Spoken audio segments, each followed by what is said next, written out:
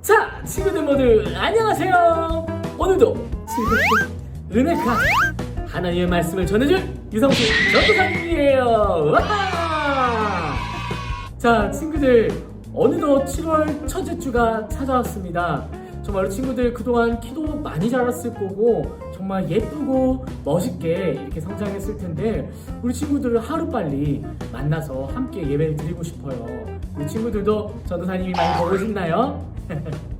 우리 친구들, 하나님께서 여러분들이 어디 있든지 항상 함께 하시고 또한 여러분들을 위해 기도하는 여러 선생님들과 또한 전도사님이 있다는 사실을 꼭 기억했으면 좋겠어요. 우리 친구들, 우리 다시 만나는 그날까지 꼭 건강하게 잘 지내다가 꼭 행복한 모습으로 다시 만나요.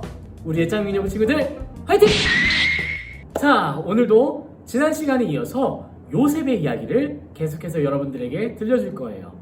하나님의 사람 요셉은 형님들에게 배신당해서 애굽으로 노예로 팔려가게 되었어요.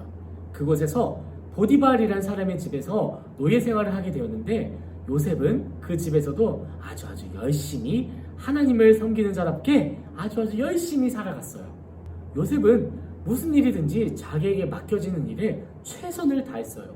이 모습을 본 보디발은 요셉을 가정총무로 삼게 되었어요. 그 후로는 보디발의 집에 하나님의 축복이 요셉을 통해 흘러오는 아주 놀라운 역사가 일어났지요. 하지만 그 기쁨도 잠시 요셉 앞에 큰 어려움이 찾아왔어요.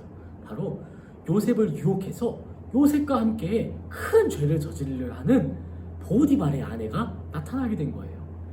보디발의 아내는 이미 결혼을 한 사람이었어요. 하지만 요셉이 너무 잘생기고 또 일도 잘해서 요셉을 사랑하게 되었는데 보디발의 아내는 요셉과 함께 큰 죄를 저지르려고 했어요. 바로 사랑하는 남편을 두고 바람을 피려 했던 것이죠. 하지만 하나님의 사람 요셉은 끝까지 보디발의 아내의 유혹을 거절했어요. 그 결과 보디발의 아내가 너무너무 화가 나서 요셉에게 거짓된 누명을 씌우고 요셉이 감옥에 갇히도록 했어요. 오늘 말씀 시간에는 형님들에게 배신당해서 노예로 팔려간 것으로 모자라 열심히 일하던 보디발 집에서 억울한 누명을 쓰고 감옥에 갇히게 된 요셉의 이야기를 여러분들에게 해줄 거예요. 요셉은 그 아무 희망도 없을 것 같고 정말 빛도 들어오지 않는 그 어려운 상황 속에서도 하나님과 함께하는 놀라운 인생을 살게 되었어요. 우리 친구들, 오늘 말씀에 잘 집중해서 어려운 상황 속에서도 하나님과 함께한다는 것이 어떤 것인지, 하나님과 동행하는 삶이란 무엇인지 깨닫는 소중한 시간이 되시길 간절히 소망합니다. 우리 친구들, 우리 함께 하나님 말씀 속으로 떠나봅시다. 이에 요셉의 주인이 그를 잡아 옥에 가두니 그 옥은 왕의 제수를 가두는 곳이었더라.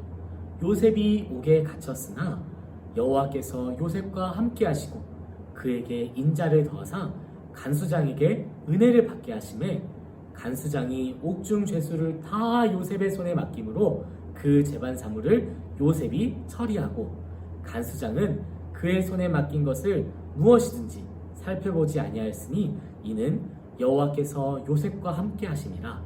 여호와께서 그를 범사에 형통하게 하셨더라. 창세기 39장 20절에서 23절 말씀. 아멘. 요셉은 감옥에 억울하게 갇히게 되었어요.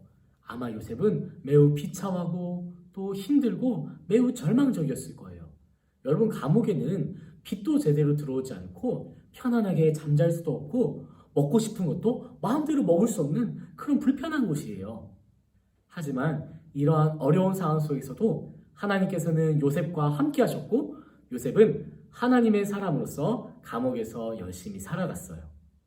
보디발의 집에서 가정총무로 일했던 요셉은 이번에는 감옥에서 감옥의 간수장을 도와서 열심히 돕는 그런 역할을 맡게 되었어요. 그래서 감옥에 있던 모든 죄수들을 요셉이 관리하게 되었고 감옥의 여러 가지 일들을 요셉을 통해 처리하게 되었어요. 요셉 큰일 났어. 이 감옥이 하도 크다 보니 내가 열쇠들을 하나하나 들고 다니기가 너무 어려워. 이러다 열쇠라도 잃어버리면 어떡하지? 나에게 어떤 좋은 방법이 없을까, 요셉? 간수장님,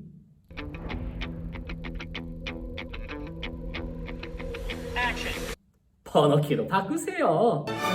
아니, 이런 묘책이 있었다니. 맞아, 번호키로 바꾸면 되지. 이리리리. 내가 왜 이 생각을 못했을까? 역시 요셉은 똑똑해. 요셉, 또 큰일 났어.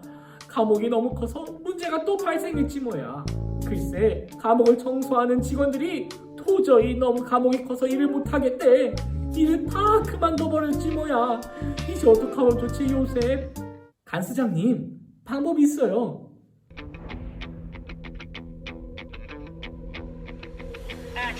로봇 청소기를 쓰시면 되잖아요. 이럴 수가. 이런 묘책이 있었다니. 맞아, 로봇 청소기를 사용하면 내가 더 이상 알바생들 안 구해도 되잖아. 역시 요셉은 똑똑해. 이처럼 간수장은 많은 일들을 요셉에게 맡기게 되었고요. 요셉은 하나님의 은혜를 입어서 모든 일에 형통하게 되었어요. 요셉이 지내던 감옥은 그냥 일반적인 감옥이 아니었어요. 이 감옥은 아주 특별한 감옥이었는데, 이 감옥에 들어오는 죄수들은 다 왕의 신하들, 높은 직책에 있는 사람들이거나 아주 중요한 죄수들만 모아놓는 그런 특별한 감옥이었어요. 그러던 어느 날 애굽의 왕인 바로의 신하 중에 술 맡은 관원장과 떡을 굽는 관원장이 죄를 지어서 이 요셉이 있는 이 감옥에 들어오게 되었어요. 보디발은 이 두 사람을 요셉에게로 안내하고 요셉에게 이 두 사람의 수발을 들라고 했어요. 수박이 아니라 수발이에요. 즉, 이 두 사람을 잘 섬기고 옆에서 잘 도우라는 뜻이에요. 요셉은 이 기간 동안에 이 두 관원장을 포함한 여러 중요한 사람들과 함께 대화하면서 애굽에 대한 상황을 알게 되었고, 애굽의 정치와 또한 경제적인 이야기를 많이 듣게 되었어요. 그런데 어느 날 아침에 요셉이 일어났는데 두 관원장의 표정이 너무너무 어두운 거예요. 그래서 요셉이 그들에게 찾아가 물었어요. 아니, 관원장님들, 무슨 일이 있으십니까? 얼굴의 표정이 왜 이렇게 어두우세요? 아니, 글쎄, 내가 어제 꿈을 꿨는데 이 꿈이 분명 앞으로 일어날 일에 대한 내용을 담는 것 같은데 해석을 할 수 없으니 너무 답답하구나, 요셉아. 관원장님, 저에게 말씀해보세요. 그래 볼까? 글쎄, 내 꿈속에는 포도나무가 하나 있었는데 그 나무에 가지가 셋이 있었어. 그런데 거기서 싹이 나더니 곧 꽃이 피고 포도송이가 먹음직하게 익은 거야. 그래서 나는 바로왕의 포도주 잔이 내 손에 있길래 거기에 포도를 따다가 즙을 짜서 따라드렸어. 이 꿈이 대체 무슨 내용일까? 관원장님, 이 꿈의 해몽은 이러합니다. 앞으로 3일이 지나면 바로왕께서 관원장님의 직책을 다시 돌려주실 겁니다. 그래서 관원장님께서는 이 감옥에서 나가서 예전처럼 바로왕의 술 맡은 관원장이 될 거예요. 관원장님, 부디 일이 잘 풀리시거든 꼭 저를 기억해 주시고 이 억울한 누명이 풀릴 수 있도록 저를 꼭 도와주세요. 물론이지, 요셉아. 내가 꼭 너를 기억하고 도와주도록 할게. 걱정하지 마. 요셉은 술 맡은 관원장의 꿈을 아주 명쾌하게 해몽해 주었어요. 그리고 옆에 있던 떡 굽는 관원장의 꿈도 해몽해 주었는데, 떡 굽는 관원장의 꿈의 내용은 이러했어요. 3일 뒤에 바로왕이 이 떡 굽는 관원장을 죽이게 될 것이라는 꿈의 내용이었지요. 결국 3일 뒤에 요셉이 해몽했던 대로 떡 굽는 관원장은 바로왕에 의해 죽임당하게 되었어요. 그리고 술 맡은 관원장은 다시 예전 직책이 회복되어서 바로의 궁으로 돌아가 술 맡은 관원장의 역할을 하게 되었지요. 하지만 술 맡은 관원장은 요셉이 자기의 꿈을 해몽해줬다는 그 사실을 까마득하게 잊어버리고 요셉이 부탁했던 그 내용들을 다 잊어버리게 되어버렸어요. 요셉은 술 맡은 관원장을 기다렸지만 아무리 시간이 흘러도 그 어떠한 소식도 들려오지 않았어요. 요셉은 이번에도 결국 억울하고 또한 슬프고 절망적인 상황에 놓이게 된 거예요. 자, 이제 다음 시간에는 드디어 하나님께서 길었던 요셉의 고난의 기간을 마치시고 본격적으로 요셉이 애굽의 총리가 되어 하나님의 놀라운 일들을 맡게 되는 그 역전의 순간을 여러분과 함께 나누게 될 거예요. 요셉이 감옥에서 보냈던 시간은 결코 헛된 시간이 아니었어요. 비록 힘들고 정말 절망적인 순간이었겠지만 하나님께서는 그 기간을 통해 요셉이 애굽의 왕궁의 생활에 대해서 듣게 하시고 애굽의 전체적인 상황에 대해서 학습하고 들을 수 있는 그런 기간을 허락하셨어요. 만약 술 맡은 관원장이 감옥에서 풀려나자마자 요셉을 도와줬다면 아마 요셉은 애굽의 총리가 되지 못했을 거예요. 하나님께서는 그 어렵고 정말 사람의 눈으로 봤을 때는 하나님 실수하신 것처럼 보이는 그 절망적인 상황조차도 하나님의 커다란 계획을 이루시는 한 가지의 조각으로, 그 한 조각으로 아름답게 사용하시는 전능하신 하나님이세요. 말씀을 마치겠습니다. 사랑하는 예장유년부 예배자 여러분, 요셉의 인생을 바라보았을 때 요셉의 인생은 배신과 억울한 일들이 가득한 실패한 인생처럼 보여요. 하지만 우리가 한 발자국 뒤로 물러나서 요셉의 인생 전체를 바라보게 되었을 때 요셉의 인생은 그 고난의 기간을 포함해서 그 전체 인생이 다 하나님의 품 안에 있었음을 우리가 볼 수 있어요.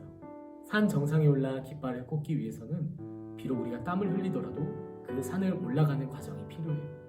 그리고 우리가 달리기 시합을 하게 될 때 비록 떨리고 또 어쩔 땐 넘어질 때도 있지만 우리가 어느 순간 그 결승선에 도착하게 되었을 때 많은 사람의 함성 소리가 들리고 또한 우리가 그 무엇과도 바꿀 수 없는 그 성취감과 그 승리의 기쁨이 우리 안에 찾아오듯이 우리 인생 속의 고난은 결코 고난으로만 남지 않고 하나님께서 이미 예비하신 그 거대한 승리의 걸음으로 쓰임받을 수 있다는 것을 우리 친구들 꼭 기억하셨으면 좋겠어요. 우리의 실수, 우리의 어려움, 그리고 우리 아픔들이 하나님 안에서 아름답게 변화되어 여러분들이 하나님께 정직하게 쓰임받게 되기를 간절히 기도합니다.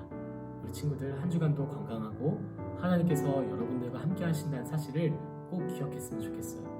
여러분의 삶의 모든 순간순간이 정말 때로는 어렵고 어쩔 땐 너무 평범해 보일지라도 하나님의 커다란 계획 안에 있다는 사실을 꼭 기억했으면 좋겠습니다. 우리 친구들 다음 주에 더 멋진 모습으로 또 더 예쁜 모습으로 함께 만나요. 친구들 모두 안녕.